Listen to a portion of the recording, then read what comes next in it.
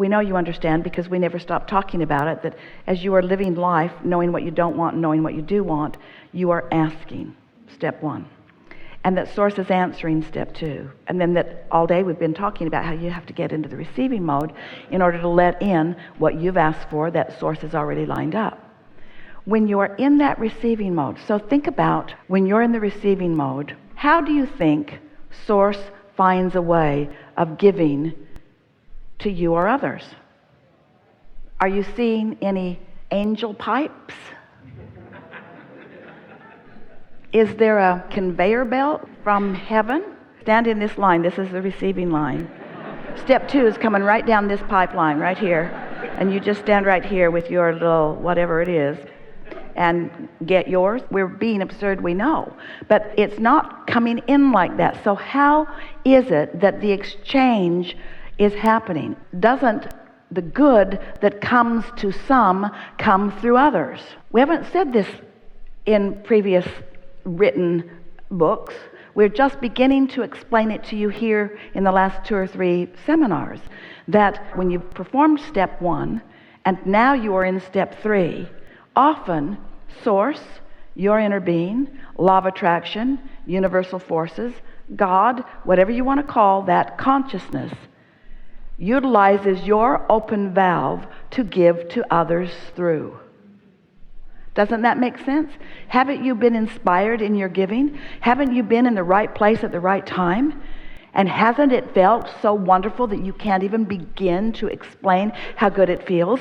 Because when you're tapped into the resources and they are flowing through you to some object of attention that you have, and that person is also in the receiving mode, then they're receiving through you and you're receiving. In other words, no wonder that feels good. That's how it all fits together. But what if that's felt good, but then you start reading books about how inappropriate it is for others to make demands through you? You say, but wait, it felt really good until I thought about it from that perspective, and now, yeah, he is pretty bossy and pretty demanding and pretty entitled, and that is pretty sexist. And then you get yourself in a place where you're not in the receiving mode, but your culture is still saying, well, these things should be performed by you. And we want to say to any of you, anyone who is giving to anyone in any other personal state of being than being in the receiving mode is going to get depleted and resentful, because it's not how the laws of the universe works. But it also is wrong-headed. It is not accurate with the laws of the universe to say, I shouldn't be giving to others, I should only be receiving for myself. Do you know who is the biggest recipient of what you give to someone else? You.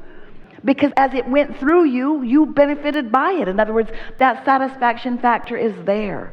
So you might want to ask yourself, am I a giver or a taker? That's the way humans lay it out. Am I a giver or a taker? Well, if you are human, you're some of all of that. And sometimes you're on the receiving end and sometimes you're on the giving end. But if you have practiced understanding what the art of allowing is, if you've practiced being in the receiving mode so that you're predominantly in the receiving mode, then the universe will utilize you in all kinds of different ways in order to be at the right place at the right time to assist someone else in this and that and the other. And then it doesn't feel like a giver and a receiver. It feels like a co-creator who is rendezvoused. It feels like co-creation at its best, because you can't be joyful in your gift of giving, which at the core of you is there, if you're not giving. One time, many, many years ago, Jerry told this story to Esther from the day she met him, that someone had said to him, Jerry, if everybody was like you, you'd really mess the world up. And Jerry said, what are you talking about? He said, you never want to receive. You only want to give. You only want to give. You never want to be a receiver. And if everybody was like you, just wanting to give, who would receive? How would the world go round? Well, Jerry thought that was a kind of funny way of looking at it, and he didn't understand it when he was saying it to Esther, and Esther didn't understand it when he was saying it to Esther. But now you are understanding it here today, aren't you? And so, of course you want to be a giver, but you can't be a giver unless you are a receiver. And so what that roaring voice has been saying to you is, you got to get into the receiving mode, which you translated in, I got to let it in for me, not for them. No, that's not what you're hearing. I got to let it in for all of us before I can give it to anyone, you see. Isn't that nice to know? Now, it might be, because sometimes you're co-creating with others who don't know this. You just learned it, didn't you?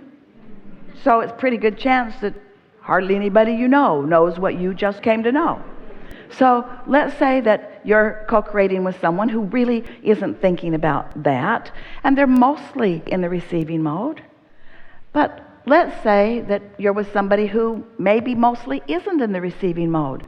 Maybe it's a long-term relationship. Maybe it's somebody that you're just with right now for whatever reason.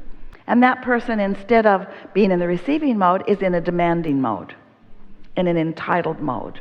And they're looking at you as the vortex through which their satisfaction must come. Well, that doesn't feel good to you. And sometimes you just can't run away. You have no choice other than to be there. But at least understanding it helps you to know.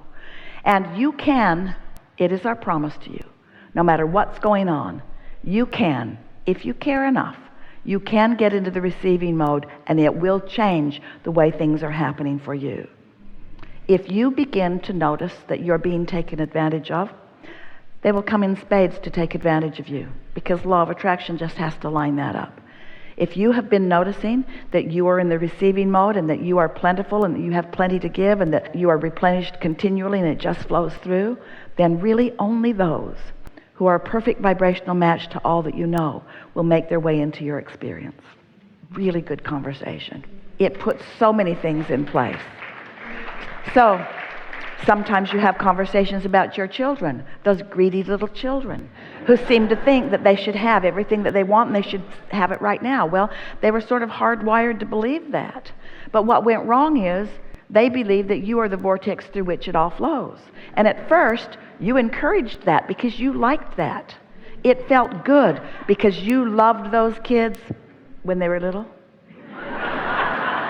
You loved them so much when they're asleep. You love them so much that you can hardly look at them without being in the receiving mode. They are the reason that you're tuned in, tapped in, turned on so much of the time. And when you feel like that, the feeling of giving and flowing is so strong within you. But then you begin to analyze, because you're wise in this deliberate creation, that you really want them to understand their receiving mode. And so you become a wise parent who doesn't meet their demands. You meet them when they're in the receiving mode. You let your inspiration to rendezvous with them and their inspiration to rendezvous with you. You let that be the basis of your experience. And you don't gather around you demanding anybody's. Demanding children, demanding employees, demanding employers, demanding boyfriends. You don't gather around you anybody who's making demands, because you're in the receiving mode and they don't have access to you. When you're in the receiving mode, what they have access to is your inspired giving, for which they are inspired to receive. And that is just the most delicious, orgasmic, best experience of a lifetime, to rendezvous with someone who's ready to be ready while you're ready to be ready. You see what we're getting at? Whew. Thanks to your important question, we were able to take everything that we were talking about to a whole new place of understanding.